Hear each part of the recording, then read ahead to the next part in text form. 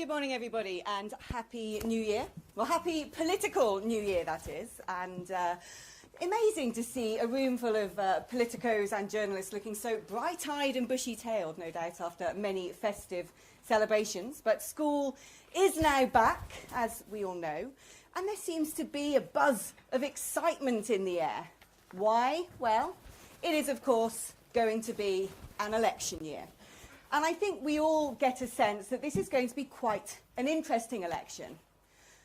An interesting election because the political landscape is radically changing. There's a sense in the air that something different is going to happen. There's a sense that the electorate desperately want something different to happen. I've been in politics quite a long time, and never before have I seen so many voters disenfranchised with what is on offer at the top. What is on offer in that binary choice of a two-party system, constricted by first past the post, and they're looking at the Conservatives and saying, we've had enough of this, the parlour games in Parliament instead of passing policies. They're looking at Sir Keir Starmer and saying, well, that doesn't really look much better. And so, really, without having to do that much at all of a sudden, Reform UK are creeping up in the polls, which is why you're all here. You want to know what we're doing. That's a privilege we don't get very often. What we want to do is offer exactly what the people want. They want change, but in order to get that change, they need to change the way they vote. If you want a different outcome, you've got to do something different. Never before have I seen a country so desperately in need of wholesale reform. And we do what it says on the tin. That is what we hope to deliver in 2024. So thank you all for coming, as we're going to tell you some of the things on the menu. We're going to point out some of the litmus tests that you're going to be seeing happening over the next few months, the indicators of what 2024 might bring in politics and what it is that we uniquely are hoping to deliver. So thank you all for coming, and let me now introduce Reform UK's party leader, Richard Tice.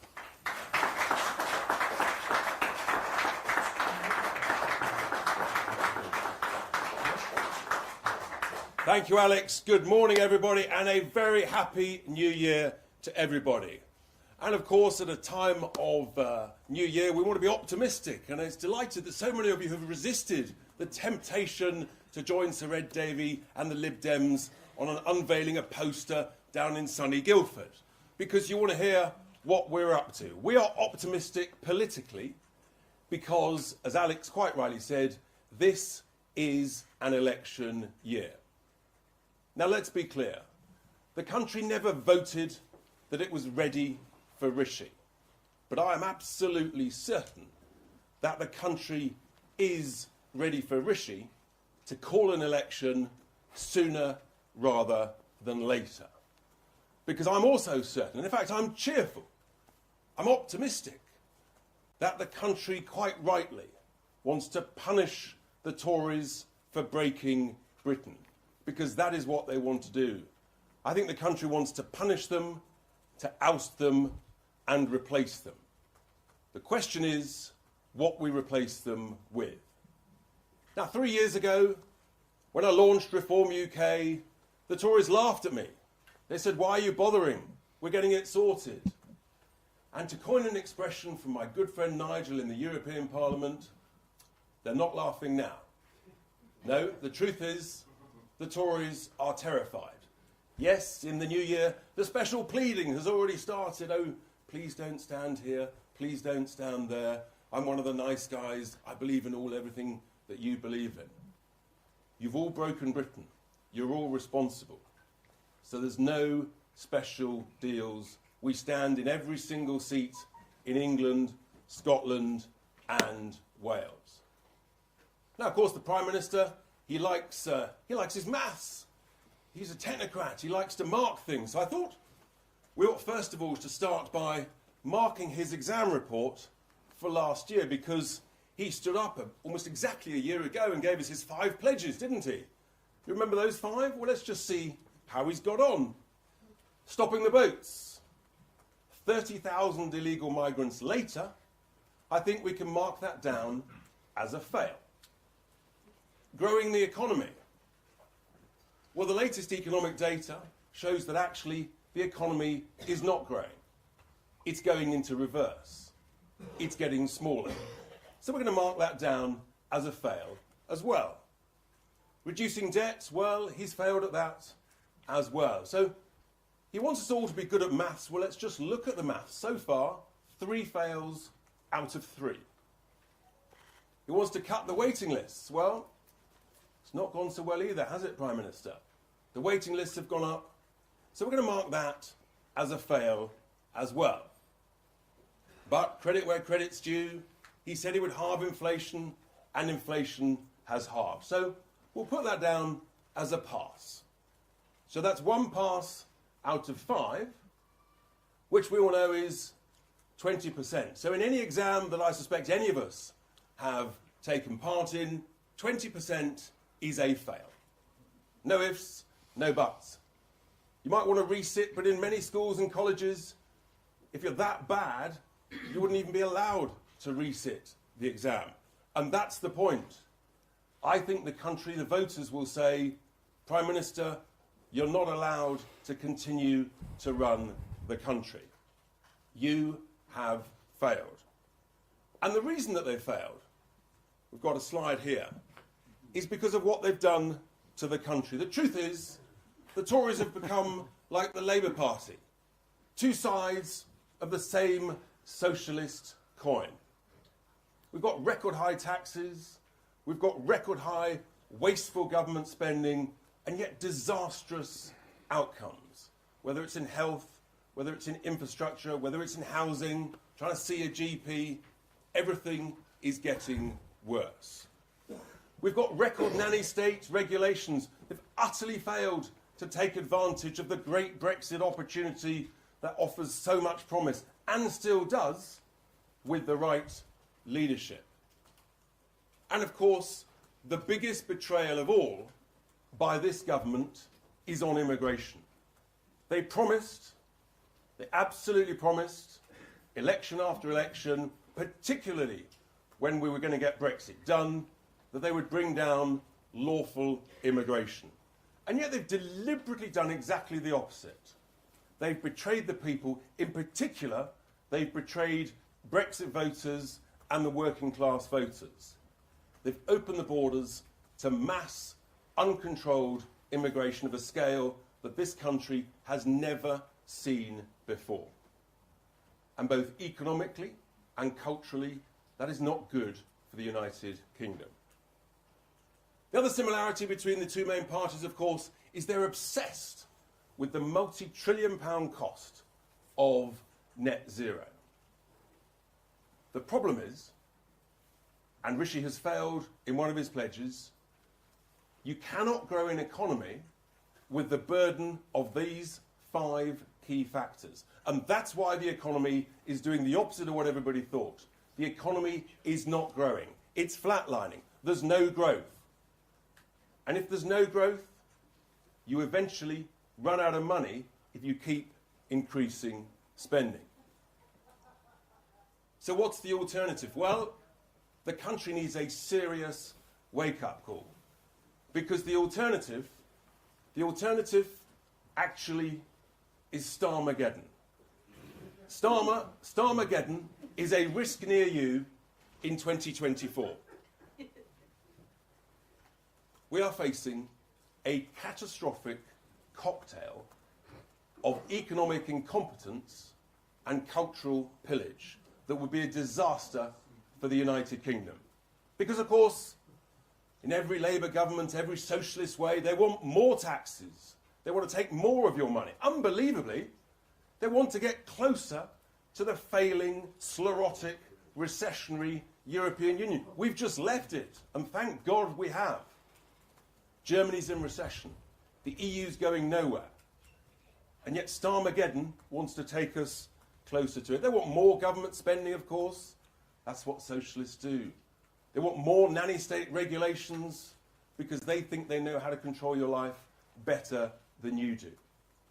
And of course, they want to betray the working class. I mean, the Labour Party was founded supposedly to protect and promote the working class. But with more mass immigration, you get exactly the opposite. An absolute disaster that has the effect of depressing British wages. And I'll give you an example of that.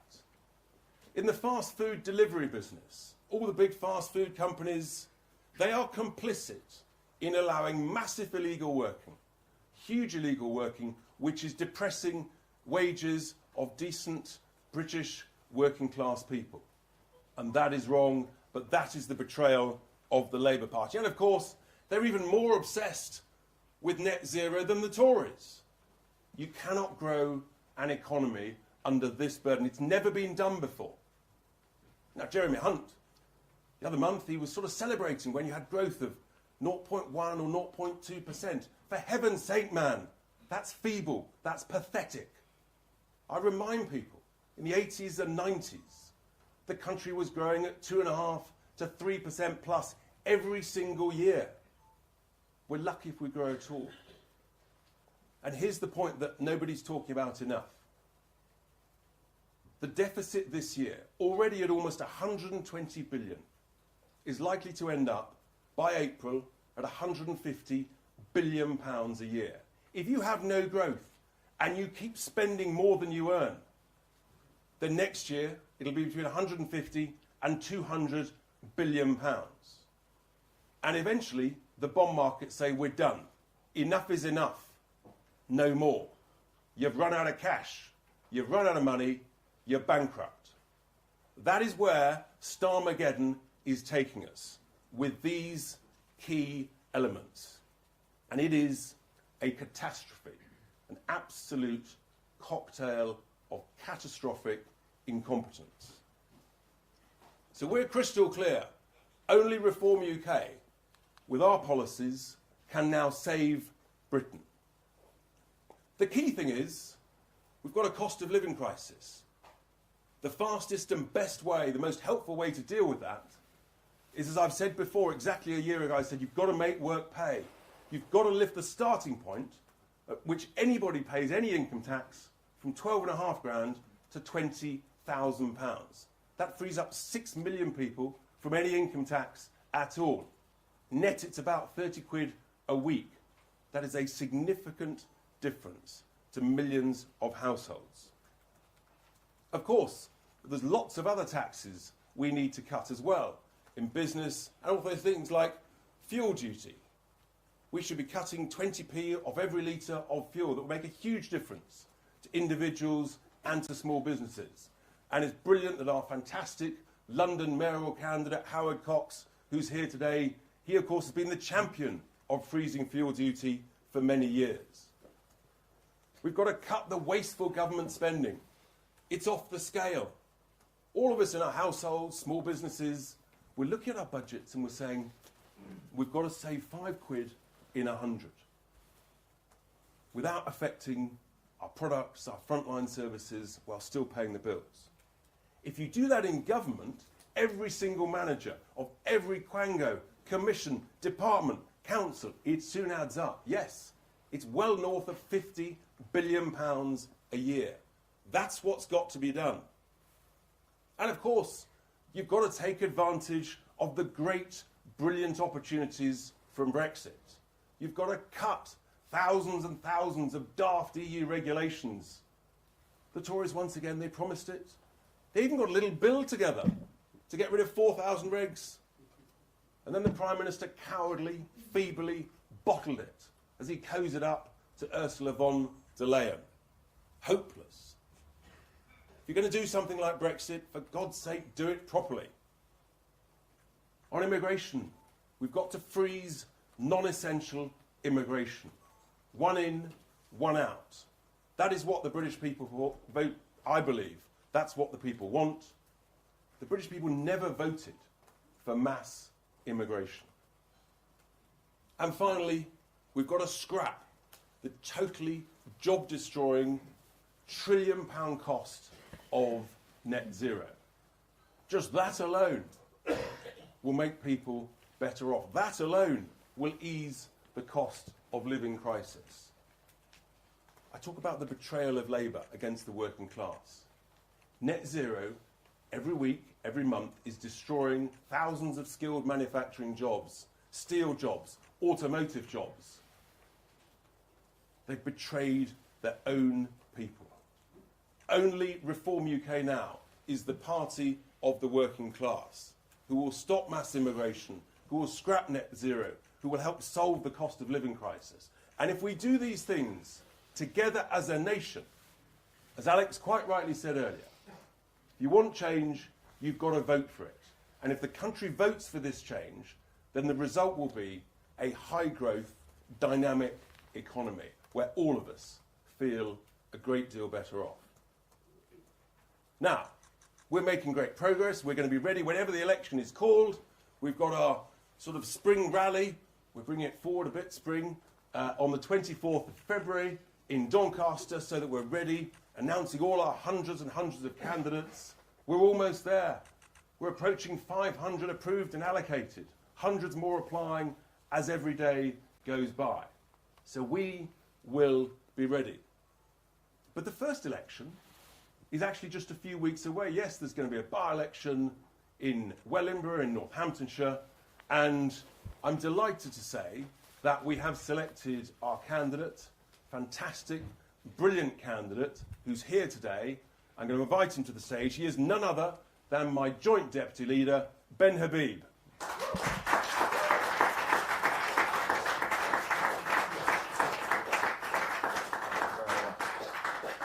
Well, thank you very much, ladies and gentlemen, for coming this morning. I can't really follow Alex's and Richard's exposition of the disaster that has become the governance of this country in any greater detail than they have. But to say just one thing, if I may, what's really been exercising me since 2020, which kept me in the political arena after we ostensibly left the European Union, was an act of complete and utter political weakness by our government. The partitioning of the United Kingdom between Great Britain and Northern Ireland. And if you want any one symptom of the utter collapse of British spirit, what we stand for, the cultural, territorial, constitutional, political, economic integrity of our country, it is the Northern Ireland Protocol, and the Windsor Framework, frankly, in my opinion, is even worse than the original document. And we've been lied to repeatedly over that document. We've been told that actually it's the best of both worlds. It isn't. It's the worst of all worlds for Northern Ireland. In 1982, we launched our armed forces to go and protect 1,800 British people 10,000 miles away. Wind the clock on, and we've given up 1.8 million people in Northern Ireland without a single shot being fired, without an insurgency, and without so much as a democratic vote in favour of it. And anyone in this room who thinks that I'm making too much of Northern Ireland totally underestimates what it represents in terms of the collapse of this country. So I was kept in the political arena, essentially, initially for Northern Ireland. But as the years have wound on, and Richard, as I mentioned, explained so clearly, as the years have wound on, this government has brought the United Kingdom to the precipice of economic collapse, cultural collapse, labour market collapse, industrial collapse.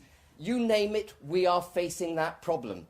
And as Margaret Thatcher, I think she was arguably the only decent Conservative Prime Minister we've had since Winston Churchill. As Margaret Thatcher said, and it should be known very well to Rishi Sunak, the problem with is that you eventually run out of other people's money. And that's where we are at. I reluctantly joined Reform UK. I'm sure Richard won't mind me saying that. I reluctantly joined because I'd left the party political system and I was campaigning for Northern Ireland, fighting for a proper Brexit, doing stuff outside the party tent.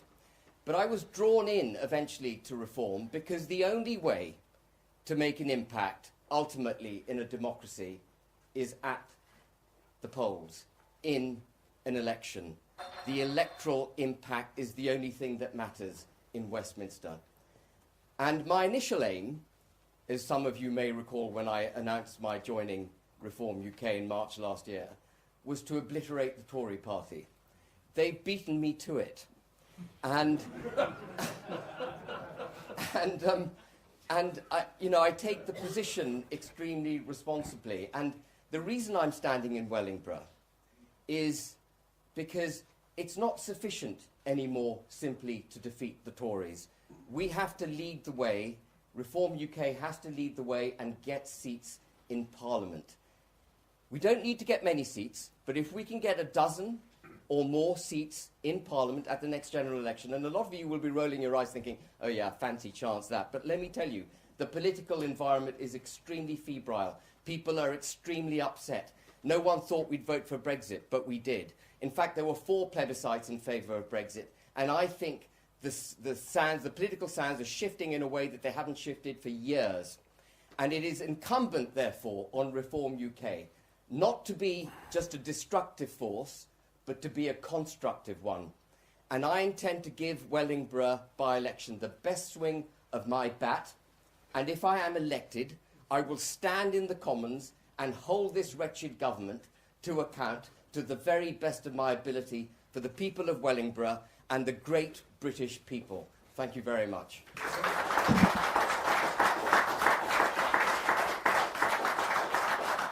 Thank you, Ben.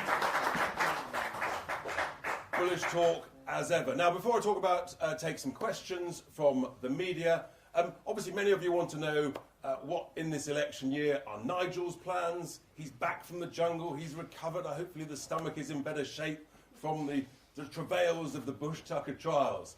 And we've been talking over the Christmas period, and he's obviously giving a lot of thought as to the extent of the role that he wants to play in helping Reform UK, frankly, save Britain. And he is still assessing that, and as and when we have all collectively come to a decision, obviously we look forward to letting everybody know. I'm not a poker player, but I know that a good poker player doesn't show their hand too early. Nigel is the master of political timing, but I'm very clear. The job at hand is so big to save Britain. The more help that Nigel is able to give in the election campaign, frankly, the better. Because the crisis facing the country, the crisis, the catastrophe that would befall us with Starmageddon is really, really serious. So, open to questions. Who would like to kick off first? There's a hand early there, sir. Hi, Rob Hutton from The Critic. I was just curious about something that Ben said about allowing the border in the Irish Sea without a shot being fired or sending the army in. Where does Reform think the army should have been sent, and who should they have been shooting at? Do you want me to answer that? Please. Yeah. I mean, I wasn't for a moment suggesting it should be an armed conflict, but if you are going to give up part of the British territory, you should at least have, at the very least, stick by the terms of the Good Friday Agreement, which is to get cross-community consent, have a plebiscite, and in the absence of a plebiscite and the people's consent to that border, you have no right as a government to give it up. The Acts of Union which create this country are of constitutional importance. Article 6, I highly recommend you read it, requires that every part of the United Kingdom is treated equally with every other part. No government has the right to diminish a British citizen's standing in any part of the United Kingdom. If you fly from London to Belfast, you're a second-class citizen when you land in Belfast. You come back to London, you're a first-class citizen. That is an abomination that has to end. Is that helpful? Lady here, hello. Sorry, I'm so sorry. Debbie Nolan from Sky News. What would a good result look like for your party at the next general election?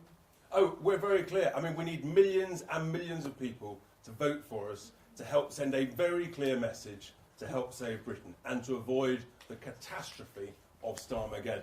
And look, we all know, no bones about it, the first past the post electoral system is completely the wrong system. It's a disastrous system. We want proportional representation. That is a fairer system. So look, we're not saying that it's easy, it's difficult, but one thing's clear. If you're not on the ballot paper, if you don't try, you've got no chance. Chris. Christopher Pope, GB News. The last comparable election, 2015, your forebear party, UKIP, won millions of votes and was left with one MP. Isn't a vote for reform a wasted vote? Because you don't know where the voters are, do you? There's no data. You don't know where they are, so you can't get the support. Look, the world is a completely different place now to where it was, because the country wasn't broken in 2015. The country is now utterly broken. We're all poorer, we've got mass immigration, and there's no economic growth. So I think actually millions and millions of people from all parties, or from no party, saying this is a disaster. And they have sort of two options. Either not to vote at all, which is bad for democracy, or to say, actually, I like the sound of these new guys. Their policies are common sense. I'm going to give them a go. And look, if you want to win the lottery, you've got to buy a ticket. You can't win it otherwise. And if you want to shape an influence, you've got to be on the ballot paper. We're on the ballot paper absolutely everywhere. And we stand with different policies, unique policies, that I think many, many people will say, that's the one for me.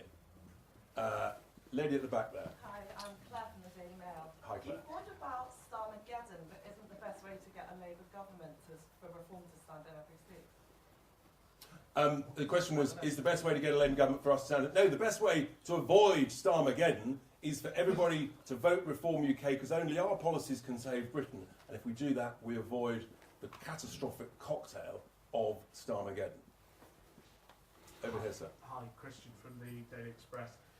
Labour's candidate in the Wellingborough by-election, Jane Kitchen, signed a pledge in 2019 promising to back a second referendum and a campaign for Remain. If you take enough Tory votes in this by-election to hand Labour the seat, won't you be proving Lee Anderson right when he warns that reform... No, I'll stop you now. You've completely misjudged the whole point. Wellingborough is a strong Brexit seat. The last thing they want is a Remainer that wanted to contravene democracy as their MP. Peter Bone, the outgoing MP, he is a strong Brexiteer. So no, they will say, I'm not voting Labour, I'm voting for one of the strongest Brexiteers in the country, Ben Habib. That's why we've got a cracking chance. Who's next? Yes, the lady just there. Hello. Me. Yeah. Hello, Martina Beck from The Sun. Lee Anderson, Deputy Chairman of the Conservative Party, has said that, Nigel Farage has to be the leader of your party because, quite frankly, nobody knows who you are. What do you say to that? Look, Lee Anderson is a nice guy. Lee's very worried. He's terrified that we're going to basically put him out of a job. What I say to Lee is, look, actually, he admitted yesterday, he agrees with 80% of our principles. The honest truth is, there are quite a number of Tory MPs in a similar position. Stop staying with the toxic Tories. Stop defending the indefensible. Be brave. Be bold. Come on over. We want quality. And, Lee's a good man. He's just, he's in the wrong party. Just next to you, lady there. Chloe Chapman from the iNewspaper. Just following on from that, how many current or former Conservative MPs or councillors are you currently in talks with? That's a great question, and I've said it before, it would be wrong to give a running commentary, but the answer is, including councillors, quite a lot. We're getting interesting calls every day now. We're getting calls literally from chairs of councils. MPs? And we're getting all sorts of calls, Chris. I know you're very, very enthusiastic about this. All of those who talk to me can be reassured that those conversations are private, are confidential. I won't even confirm who I've met. But the answer is a lot. And also, I'll just follow it up by saying, a lot of very disappointed, disgruntled former Tory donors who are not going to donate to the Tory party are picking up the phone saying, how can I help? And that's why we're confident we can make a huge impact in Wellingborough and then a huge impact in the general election. Andy. Andy Bell, 5 News. Can you at least tell us today that Nigel Farage will play some formal role in supporting Reform UK, or are you not even able to tell us that today? Oh, I'm confident. I'm very confident, and I'm looking forward to it. So what would that role be? That's the point of the poker player. Patience is a virtue, Andy. You're just going to have to be a little bit more patient for me. Yes, sir. If you are, Carl Dinham from ITV News, if you are the only way to save Britain from economic and cultural collapse, why is Nigel Farage having so much trouble making up his mind what party he's going to play? He's not having trouble making up his mind. He's taking his time. He's working it all out. There's a variety of things, and there are various logistical issues. He's got other commitments. We've all got commitments. You have to organise things properly. Bigger commitments than saving Britain from economic and social nothing collapse. should be rushed. There's things that have to be organised. You can't just rush things. So I say patience is a virtue. Dominic. Hi, Dominic Penner here on the Telegraph. Is a Labour government a price you're happy to pay in order to punish the Tories at the next election? And do you wish Nigel Farage was here with us today? You're not slightly disappointed that he can't make a You might be disappointed. I speak to Nigel very frequently. Look, the answer is they're both as bad as each other. They're both a catastrophe for the United Kingdom. People are feeling poorer both economically and culturally. Despite all the promises, all we've had is betrayal and lies and nonsense. And people need to understand that if you want change, if you want this country to be run properly, you've got to vote for it. It's as simple as that. Gentleman here. Chris, sorry, yes. Thank you, Chris Layton, BBC News. Happy New Year to you. Can you be absolutely categoric today that you're not going to go all wibbly-wobbly when we get a bit close to the election and not Good stand Lord, no one's ever accused me of being wibbly-wobbly, for and not heaven's stand sake. everywhere in Great Britain? I can be absolutely categoric that we are not doing any deals with the Tories. We will stand everywhere in England, Scotland, Wales. Absolutely. Under any circumstances? Under any circumstances. You heard it here, folks. Gentleman at the back there with his hand up. Thank you. Matthew Hollis from The Economist. I mean, we look at your track record on by-elections. It has not been great. So the 11 contests that you've contested since 22. You've lost your deposit in 10 of them. Your best result has been 5.4%. What's going on for you? Because this is not the performance that UKIP used to enjoy. They would regularly finish in second place in by-elections. What's not working? The great thing is that people's awareness, it takes time to build a brand. And many of those by-elections, many people haven't heard of us. But now, as we're going we're increasing in the polls, we're hitting double figures. I'm confident we'll be at 12% and plus. We're equal to the Lib Dems, or somewhere down in Guildford in a removal van, I think Ed Davies.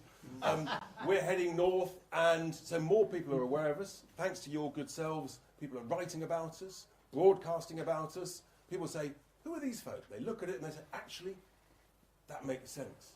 That's what I'm thinking, but I'm not allowed to talk about it. We're brave enough to talk about it, so I think you're going to see big shift this year. That is for sure.